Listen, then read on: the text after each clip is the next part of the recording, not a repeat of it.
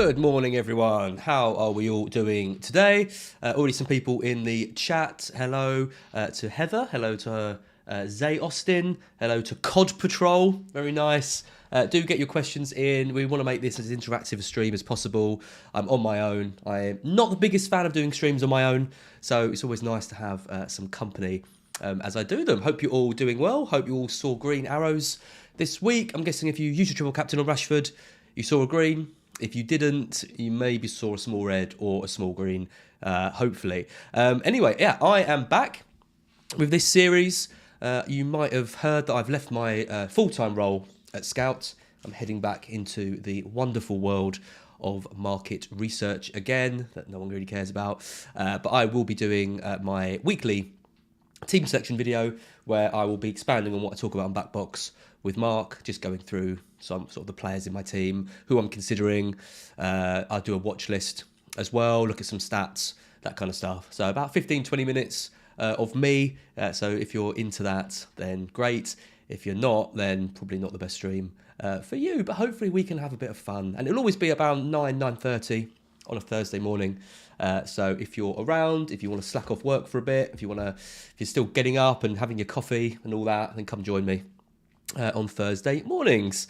Oh, look at all the people in the chat. Hello, everyone. Great to see you all. Mark Roscoe, hello from sunny Spain. Yeah, that's not making me jealous at all. Morning from Kenya. Wow, we've got a whole variety. Where are you all from? Where is everyone watching this from today? Drop something in the chat or leave me a comment as well. If you've got any questions about your teams or deliberations, I will maybe answer those as we go, or I'll come back to them at the end of the stream as well. So yeah, let's get into it. I mean, I am back doing these. It has nothing to do with the fact that my rank has improved considerably since my last one of these. Because I edit the graphics, each week. I have them saved kind of each week. And the last team selection video I did, I was 1.6 million in the world, and I'm now up to 320k, which actually feels quite respectable. I've overtaken Slippers, as Andy Let's Talk, if anyone was wondering. I'm about 3 points behind Seb, who has been mercilessly mocking me all season. I think that things are on the up. I quite like my team going forward. So, yeah, excited. Look at some of the places people are watching from. Nigeria, South Africa, Melbourne, Australia, Mozambique. Whew. Wow. JP asking if I'm ill. I'm about as ill as I was last night. I don't feel any worse. I don't feel any better. And I'm travelling down to Essex today, so hopefully I'm not going to infect everyone. But I'm sure I'll be fine. Will I? Maybe. Do a COVID test before I go. Anyway, if that's negative, then I will be okay. Right. Let's take a look at my Game Week 22 score. It was a very good week.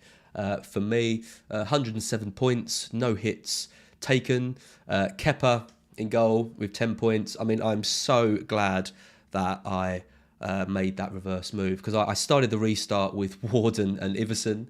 And, the first game back, I think Kepa got an 8 or a 9 pointer.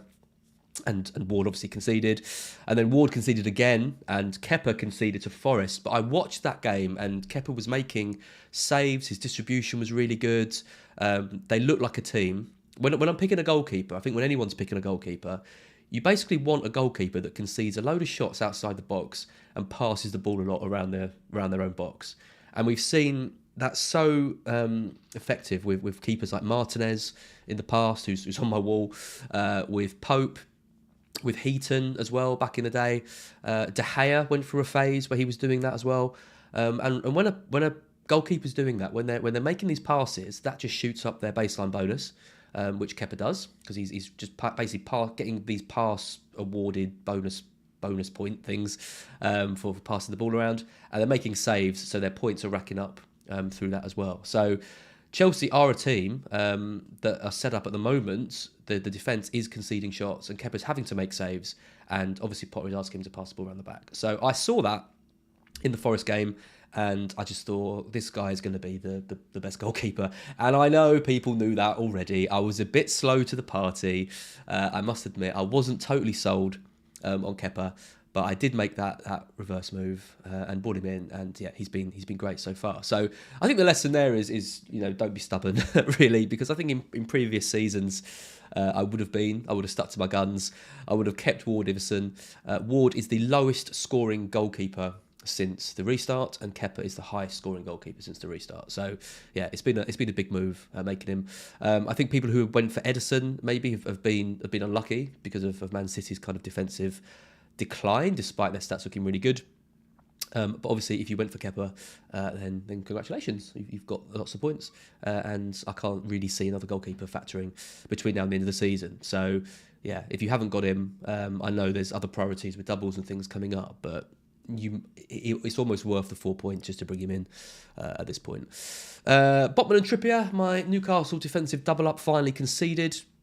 It's been a shame. Botman's been quietly racking up the sixes, which has been nice. It's potentially a bit of an issue with this blank coming up in 25 that I'll need to address. But of course, we've got the new budget sensation in Tarkowski, who can easily slot in for Botman. So don't need to worry about that. So it's going to be clean sheets galore under Sean Dyche. Luke Shaw with 6. Yeah, a bit disappointing, I think, given they had 2 home games. Didn't get a clean sheet in either. Did get the assist against Palace. But yeah, I think, we're hoping for a bit more from him as well. I think that I saw some people doubling up with Shaw and Martinez, for example, but because United have been so good defensively at home, but obviously no clean sheets and no points for Martinez as well. So that's been a shame. Rashford with the triple captain. I mean, 60 points. It's as good as it gets for a triple captain. 20 points. That chip's worth essentially. If you went for Haaland last week, you got 8, so you're looking at 12 points. Better off with Rashford. Don't give me all this 60 versus whatever. That chip has been worth 8 points if you're a Haaland captain. It's worth 20 points if you're a Rashford captain. 12 points. It's not season ending, is it? And I think it shows the kind of the chip. We worry about it all season. We're desperate to get it right on the right player, but really 12 points from a bit of a fail to an absolute success.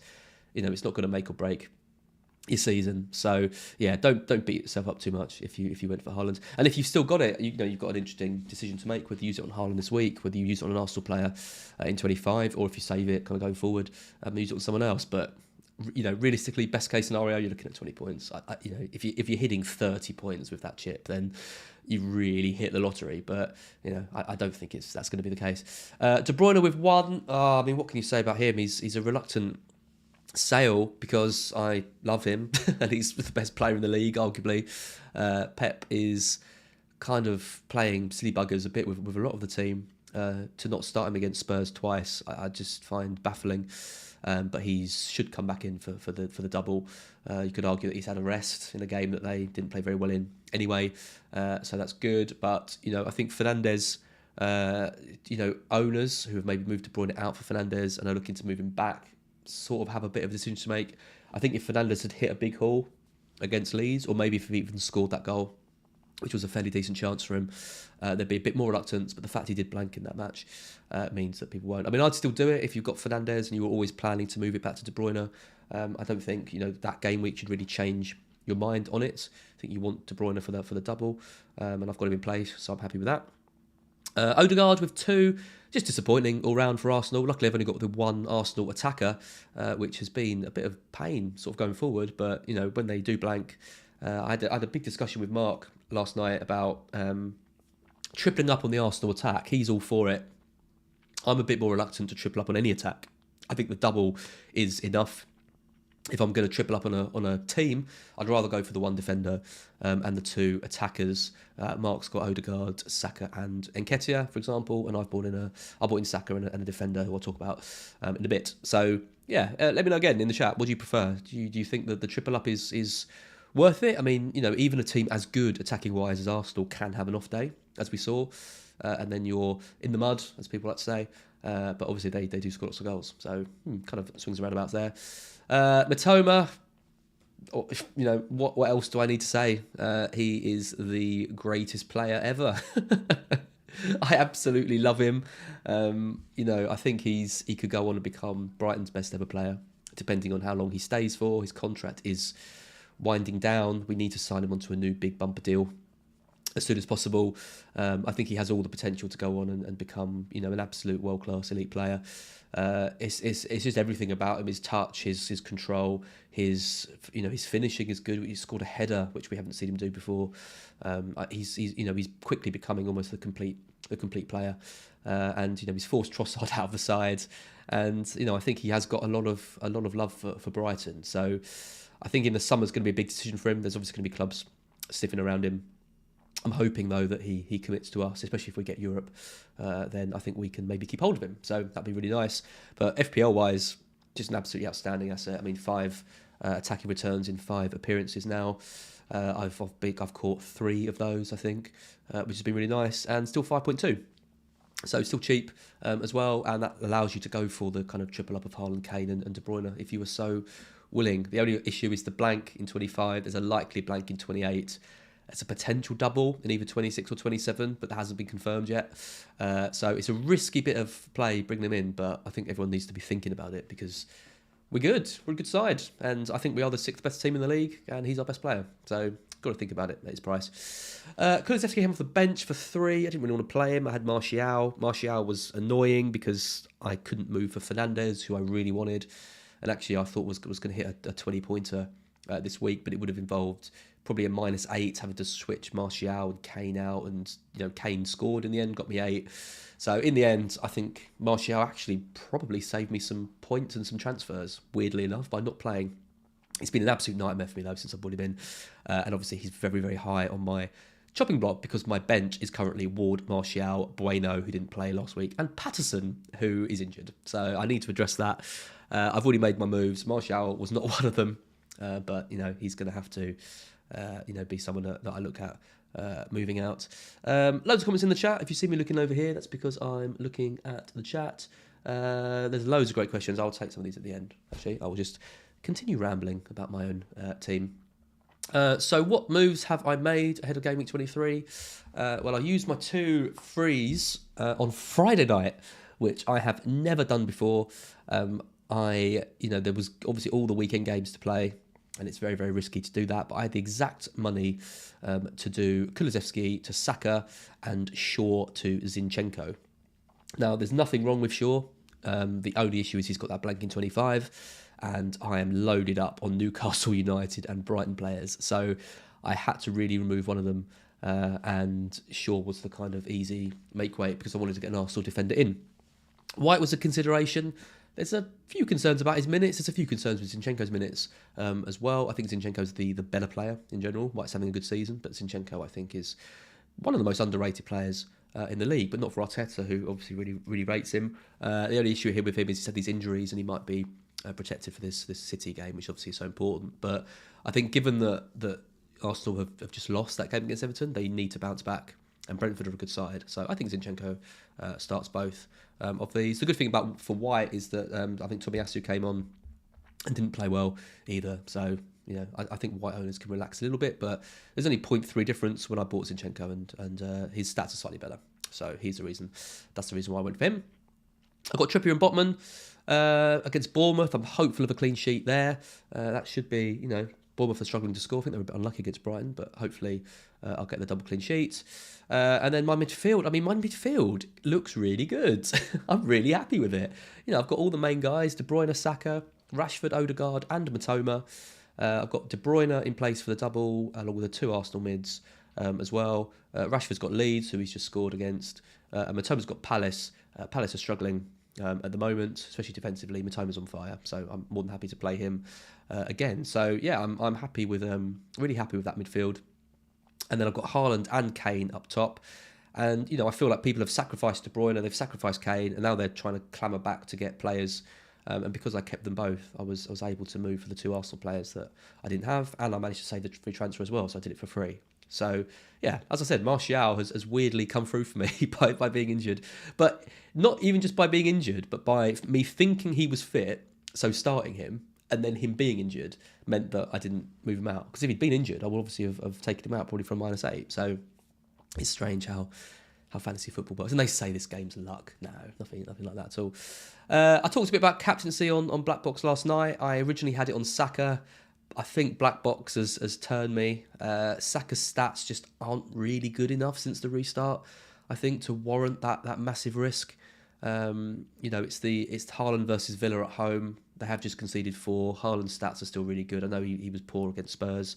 If Saka was putting in similar numbers to Haaland's, or even sort of close to his underlying stats, I'd go there. But he's not. His XG data is about half of what Haaland's is. And we talk about City having a bit of turmoil as well. I mean, that is a reason to go for Arsenal. But it will be interesting to know how Arsenal bounce back. Tricky games against Brentford and Man City as well. So I'm going to I was 60-40 on Saka last night. I think I've switched it around to 70-30 on Haaland now, which is a shame. But, again, it's one of those ones, it's a little bit like consolidation, really. I'm not really too sure who outscores who in this, and I like the rest of my team. So it almost feels like, not that I like to play it safe, but it almost feels the better play is to play it safe. If I felt that Saka was going to outscore Haaland, I would always put it on Saka. But I think it's close between them. But I think Haaland, with the better stats, edges out. So, yeah, apologies. It will probably be a boring Haaland captaincy this week. Watch lists, I'm bringing this back. What I've done is I've just added the players in my team onto this as well. I thought it might be useful just to track these guys, as we kind of go, just to see if they're slipping and see what other players that I'm looking at. So on my watch list, Trippier is the highest non-penalty XG per 90 defender with 0.35. Also in my team, his cost got up to 6.1, which is a huge rise from his original 5 million. I've got Trent on there, a 7.3, seems a bit unlikely. I do wonder if Klopp is going to experiment with Trent in a slightly more advanced role. He's not doing well defensively. They are struggling for creativity a little bit. I wonder if he could maybe push him into midfield or on the wing. I want to see that happen before I move for him. But there is the double coming up as well, and he's probably the only defender that I'd consider, because Robertson's not having a good season either. So he's not playing well, but he's someone that we might want to consider for the double. I've got Perisic on there as well. I mean, I was looking at their new signing, but with the performance of Emerson against City, I think that's tempered that a little bit as well. Perisic has not been too impressive, but again, he's still a wing back, and 0.33 non-penalty XGI. We expected more than that. A kind of an expected return every 3 games, not really good enough for him. Zinchenko's on there, 0.27. Yeah, I mean, he's not. I'm not expecting consistent returns from him, but he is by far the most. These stats paint him as the best defender to own. I mean, even Gabriel is right down the list, which is surprising given his threat in the air. And Saliba, I think, as we all know, has just been incredibly lucky to get the attacking returns that he's got so far. Botman's on here. He's not there for the attacking returns, 0.18. Tarkowski, 0.17. He's probably going to be my replacement for Botman when the blanks rise. Look at Shaw, though, 0.13. That's really, really low from him. He's up to 5.3 now. We've got Martinez there at 4.5, who is offering around about the same attacking threat. Is Shaw really worth that much money at the moment, given all the blanks coming up? I'm quite happy to sell him, given how popular he is as well. I wouldn't be expecting too many returns from him, attacking-wise. Rico Lewis, I like, 3.9. Again, we're not expecting big attacking returns from him, but he's cheap. He should start most games, I think. I think Pep really likes him and is kind of trying to prove a bit of a point by playing him. So I do like it. I also don't really think he's blocking too much, because I don't really like any of the other Man City defenders. I know Ake's really popular, but I'm not really feeling it at his price, especially with Laporte and Diaz just sitting around as well. Ederson isn't really an option because of Kepa. Walker is kind of in and out of the team a little bit. So I like Rico Lewis. I think at 3.9 he's a decent option. I don't expect him to play both games in the double, but I do expect him to play the majority of games for City going forward. Badiashile. I really, really like Badiashile. I thought he was absolutely superb against Fulham, slotted into that defence instantly. He hasn't been included in the Champions League squad. So for FPL-wise, he's going to start every game, I would imagine, which I think is really intriguing at 5 million. I think Chelsea are going to tighten up a lot. That defence is looking strong, especially if they get James and Chilwell back. They're getting players back from injury. Enzo's there to kind of mop things up in midfield. as well. The attack for me is a no-go at the moment, but the defence looks nice. So Badiashil's there at 5. I like him. Reece James has come back in as well, 5.7.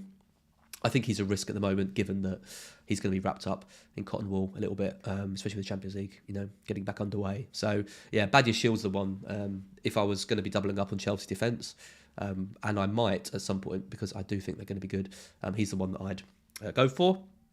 Midfield, De Bruyne is top of the midfielders in terms of non-penalty XGI. 0.75, 120 points. Hasn't delivered since the restart at all, but his underlying numbers are good. Tells you points are coming. He's too good for points not to be coming. So, I'm keeping faith in him. Salah over the season is 0.62, which is still really high. Since the restart, though, that's dropped to 0.4. So he has not been performing at his usual levels. That is, for sure, really. I think he's going to have some investment for his double, and rightly so. But, yeah, 12.7. 105 points at this stage, yeah, really poor. Then I've got some of my players, so Odegaard, Rashford, Matoma and Saka. They're all in. I have no desire to sell any of those going forward, and their underlying stats are good. And then it's a bit difficult to try and find some players, really. I like my team. There isn't a huge amount of players screaming to me that I need to buy. Maddison's obviously come in to my watch list because he's my boy, my favourite player. The difference he makes for Leicester is unbelievable. He could well be my team for now at the end of the season at 8 million. His underlying stats are good, 0.45 non-penalty XGI. Fernandes is there. I'm tempered that a little bit given that he didn't get anything against Leeds last night. But his points, since the restart particularly, have been really good as well. If De Bruyne isn't, if De Bruyne and Salah are both players that are going to sort of not deliver for us, then a move to him would be quite easy if he carries on with the rate that he is doing. What I really like about Fernandes is the baseline bonus he gets, because if basically he does everything that the bonus system likes, great passes, wins the ball back, all this great stuff, and all he needs is one attacking return really, and then he gets 2 or 3 bonus each time. So a goal for Fernandes is worth 8 points a lot of the time. So yeah. That's a good player to have. I put Gakpo in. His price keeps dropping, 7.7. I'm surprised that people, A, went for him so early, B, are losing faith in him so quickly. The double's coming up as well. If I don't move for Salah, then Gakpo is someone else that I could get. Obviously, there are issues with Jota coming back as well. What is that kind of forward line going to look like? And the fact they're struggling to score goals as well. But he's an easy option for the double if you don't have Salah. I put Mudryk in as well. We haven't got enough data from him so far. He's the only Chelsea attacker that I think I would go near. He's just so fast and strong, and he should start doing well if Chelsea can start getting the ball to him more. I didn't see that against Fulham. I didn't see a midfield and attack that was gelling at all. So that's work for Potter to do, and he's on my watch list off the back of that. Forwards, we've got Núñez at the top, non-penalty XGI over the season, 0.89. That's level with Ferguson. Obviously, he's only started 2 matches for us, 3 attacking returns in that time. By us, I mean Brighton. But his underlying numbers are obviously really, really good. He's got this bit of an injury at the moment. But I think Ferguson, when the Brighton doubles start coming around, he will be my third Brighton option of choice, along with Stupini and Matoma. Núñez for the double, I'm not feeling it. A lot of people are. They like Payne, I think. He's not for me. I'd be going Salah or Gakpo or maybe Trent. I won't be touching Núñez again. I just don't really like him. I just don't think he's got it at the moment. I know Klopp's compared him to Lewandowski and said Lewandowski struggled in his first season, but it's really bizarre how many chances that he does miss. So until he starts scoring regularly, I'm just going to avoid him altogether. 55 points at this stage of the season is a bit of a joke, really, considering how much they paid for him, and he's leading the line for one of the league's best attacks. Haaland and Kane, they're not going anywhere for me at the moment. Kane's on 148 points and Haaland's on 171. So, just 20 points difference between them, given how amazing Haaland's been. It's been an incredible season for Kane. Individually. So, I think people who don't have him for this Leicester game are going to be concerned given his record against them, and the fact Leicester are statistically the worst defence since the restart as well. So, very happy to have him back. And then my other 2 options are Nketiah, who I think is an amazing option for this double. Very jealous if you've got him. I think moving for him was difficult, given that I wanted Saka, Zinchenko and Odegaard. Well, I say difficult, it was impossible because I can't have 4. But I really like Nketiah for this week. And I've got Ivan Toney on there as well. But generally speaking, happy with the team. There's no one on this list that I'm desperate for, that I'm really worried about not owning. Nketiah for this double is probably the one that I think could hurt me. But yeah, pretty happy with how things are overall. Let me know if you think there's any players that I'm missing off this list. I can add some in as well. I said this would be 15 minutes and we're already at 26. This is me rambling on for a while. I'll take some questions from the chat and then I will call it and begin my journey down to Essex. Let's have a little look through. I'll just pick some at random. JP, do you think the next 2 games for Man United without Casemiro and Eriksen's long-term injury will affect points for Shaw, Bruno and Rashford? Yeah, I mean, Casemiro is obviously key, isn't he? I mean, this doesn't take an expert to know that. Leeds looked vibrant again. There's question marks about their ability to finish, but they scored 2 goals last night. Got a couple of injuries as well, which is very, very Leeds. But, you know, if they're scoring goals at Old Trafford, then you would think they would score goals at Ellen Road as well. So Casemiro's out again. I think Leeds probably score in that match as well. Like I said, I think, you know, Shaw is sellable now that the double's out the way. Bruno's sellable because you want to be looking for other doublers like Salah, like De Bruyne as well. Rashford's just a league above at the moment. You know, you can't even consider selling him. So yeah, I think Shaw and Fernandes, you know, can go, but Rashford is an easy hold. Manuel Simperia, what are your thoughts on Martinelli to Odegaard for a -4? Yeah, I'd do it. I think Odegaard outscores Martinelli by 4 points in this double. Martinelli's minutes are at risk. Odegaard is the heartbeat of that team. He did drop a bit deeper in that match, but they had to because they were really struggling. But you know, when a game is on its head, then Martinelli is going to be the first man replaced. And we were worried about that at the start of the season, and it didn't happen. But he didn't have competition in the likes of Trossard there. So yeah, I would personally do that. Jack, the video name, love it. Yeah, I was happy with that. Booker T, if anyone remembers him back from the WWE days. Can you dig it, Saka? Yeah, I was quite proud of that one. Mark's very good at the titles of Black Box. So yeah, I'm just trying to kind of, Austin Webber correct me, he scored a couple of goals and got a couple of injuries, which is very Leeds. Yeah, I'll stand by that. It's very Leeds, isn't it? Plucker and Pickletoe, would you captain Saka over Haaland? Tempting. I don't. I mean, last night I was all for it. Like I said, the stats. If we come back to the watch list, so this season Saka 0.46, 0.8 sharp at 90. Haaland 0.73. So you know, and since the restart, it's actually Haaland's actually higher than that. He's at 0.8, I think, and Saka is about the same. So basically, the likelihood is, if you're looking at underlying stats, Haaland's going to get double the returns of Saka, which to me, it's really hard to justify. If you think Arsenal are going to, if you think Saka's going to score the same amount of points as Haaland in the first game, I think Arsenal beat City. So if it was purely, you know, Saka versus Haaland in that Arsenal City game, I would honestly go for Saka in that match.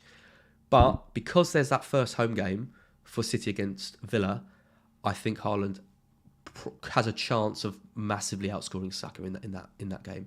So I think Saka outscores Haaland a little bit in the second match, but I think Haaland could go absolutely crazy in that first match. So for me it's Haaland.